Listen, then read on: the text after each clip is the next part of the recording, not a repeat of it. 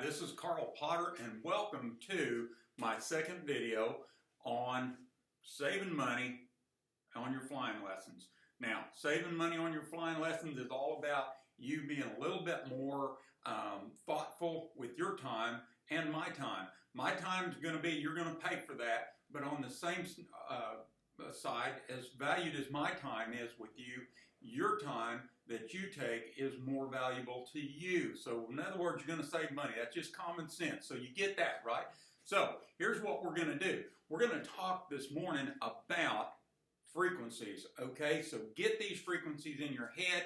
I've got them written at behind me so that you can look at these with me and start taking some notes. You can look these up on your own. You can watch this video over and over again and watch the whole thing so that you can capture these numbers, but also so that you can understand what I'm getting at. Because when you get your handheld radio, as I talked about in the first video, and you're prepping, you're gonna save a lot of money and you're gonna get around that learning curve a lot quicker if you'll do what I'm suggesting here. But if you don't, that's fine. It's just going to cost you more money. And we're all about saving money so that we can put gas in the airplane, so that we can rent the airplane, so we can fly more. That's the whole thing. So Class D airspace. We fly out of Riverside a lot. And obviously I work out of there a lot with Christensen Lisa plane, and that's Class D. And we start out in a non-movement area about on the ramp. And before you even move, before you get out of that area, you have to, you can taxi around all over. The non-movement area is kind of a weird idea, but you can taxi around there all you want. But to cross the line and get into the taxiway, you have to get permission. So that's what we're doing right here. So you're at Lisa plane, just going to pretend you've rented a plane from Bill Christian at Lisa plane, and here we go. We're in Class D airspace. So what's going to happen is we're first going to get our ATIS. Okay, that's going to be our weather report for Riverside, and that's on 126.5. Submit that to memory if you're flying out of Riverside. It's going to be the same. It's not going to change. Hadn't changed in years. If it changes down the road, fine. But right now, it's been there for years. They're going to give you a phonic ID number or alphabet, which is going to be Alpha Bravo Charlie to Zulu, whichever one, and that's going to change every hour unless the weather itself changes abruptly, makes a major change. Then they'll change it. But they're going to give you an identifier. You write that down. And by the way, that's where that collegiate spiral notebook that I talked about in the former comes in handy with this. So you can write this down right up in the corner and write down the phonic, whatever it is. So let's say it's alpha. Then they're going to give you the wind direction right here. And they're going to give you the speed. And then they're going to give you the visibility, how far you can see, 3 miles, 6 miles, 10 miles, or clear. And then they're going to give you clouds. If it's clear, they're not going to say anything. But let's say the ceilings are 2,500. Well, that's 2,500 AGL, so the clouds at MSL are somewhere about 3,100 feet. 3,150 if you take our 650 feet of elevation and add the 2,500 to it. Hence, we got 3,150 feet, if my math is correct, by the way. Dew point and temperature, temperature and dew point, they're going to give you that. They're going to give you the altimeter setting. So the altimeter setting may be 3010 or something like that. That's where you set your altimeter setting. Make sure that your altimeter is within 75 feet for VFR of the elevation of the airport. And then runway number. They're going to tell you what you're going to take off and land on. They're going to tell you who to contact, whether ground or whether it's going to be ground or it's going to be clearance delivery to get radar service or non-radar service. And so you need to know that 121.7 is typical, but when it gets busy, they'll assign one of the tower personnel 124.5 so that they can take clearances and give out clearances like IFR clearances and radar service, give you a squawk code, in other words. If you don't want a squawk code, you're just going out to the practice area and you don't want a squawk code, which is not a good idea. Getting a squawk code is good, but if you don't want a squawk code, you're just going to leave the area and fly on your own recognizances at that point, then 121.7, and tell them non-radar services to the west or the east or the southeast or southwest or northeast, northwest, whatever you're going to do. Then And by the way, if you want radar services and they've told you to contact ground, then contact ground, tell them you want radar services, and then expect this: they're going to give you a squawk code, and they're going to tell you to call Tulsa on 124.7 or 124.0 or 134.7 on departure. So after you get past the 500-foot climb out, somewhere along there, they're going to say contact Tulsa 124.0 or 134.7, and you've already got that tuned in to your radio before you ever take off. So that's why we listen to ATIS to get that information. Now, the other thing is they're going to give you taxi instructions. If you have to call clearance delivery first, they're not going to give you taxi instructions. They're going to give you instructions for your climb out, for your takeoff. They're going to give you your squawk code. They're going to give you all that,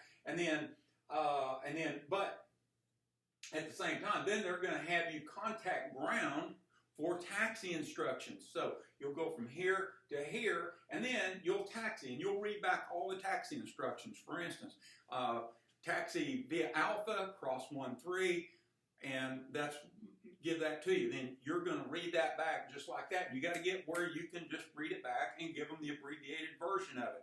Taxi Alpha, cross 13, 7499, whatever your tail number is. Then right here, they're going to give you tower. Once you do your run up and you go to the run up area, you run up complete. Okay, I do run up complete. I call them run up and call ground run up complete. They're going to say, okay, taxi to runway 1 left, 19 right, or wherever they happen to put you, but it's probably going to be one of those. And they're going to say contact wind number 1. Wind. Contact wind number 1 and give your direct, and at the same time, okay, wind number 1. That means don't change from ground frequency until you are number 1. You're right at the line.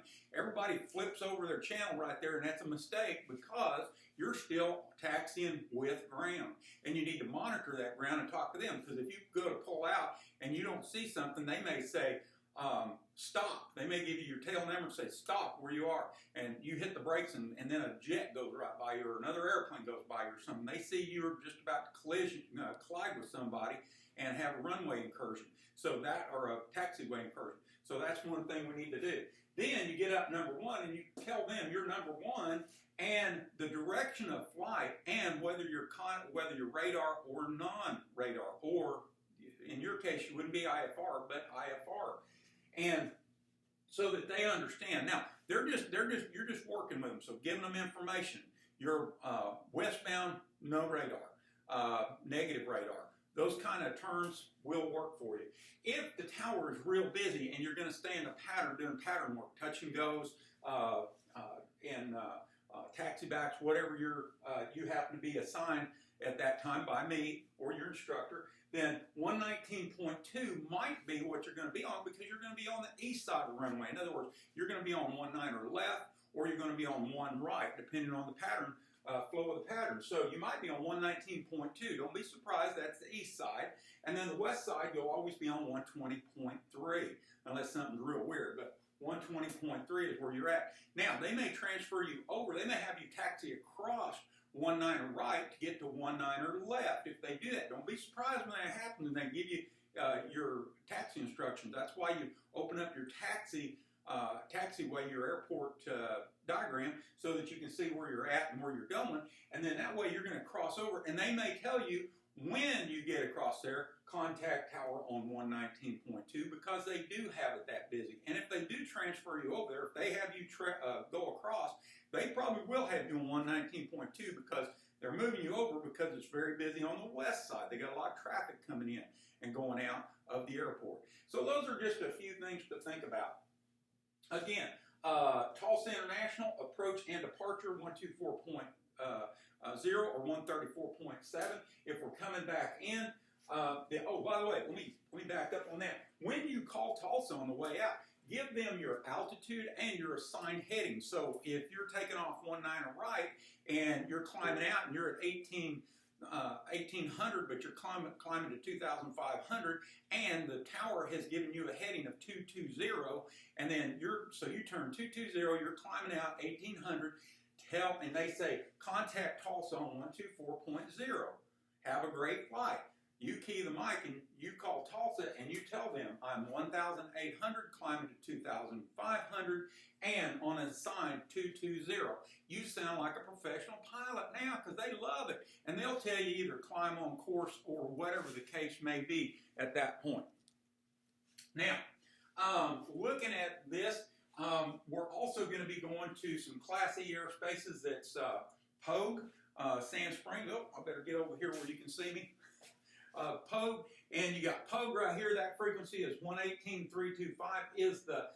Is your AWOS or your weather there, and gives you your wind, direction, speed, altimeter setting, all that on a computer. And then your CTAP is going to be 122.7. In other words, your common traffic advisory frequency. In other words, that's what we use, just like a tower frequency, but we make our advisories on that.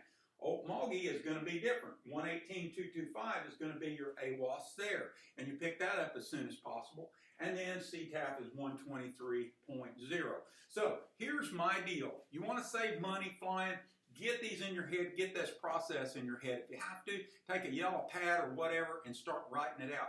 Get used to it. Go out and listen with your handheld radio. Listen to 126.5 and get to where you can actually copy this down. And I'll help you with that. When we're out there, show me what you're copying. We'll listen to it. We'll get that down. And that's what I do with you in ground schools and things. But this hopefully will help you to get around that curve a lot faster so that we can have more productive time when we're flying. Does that make sense?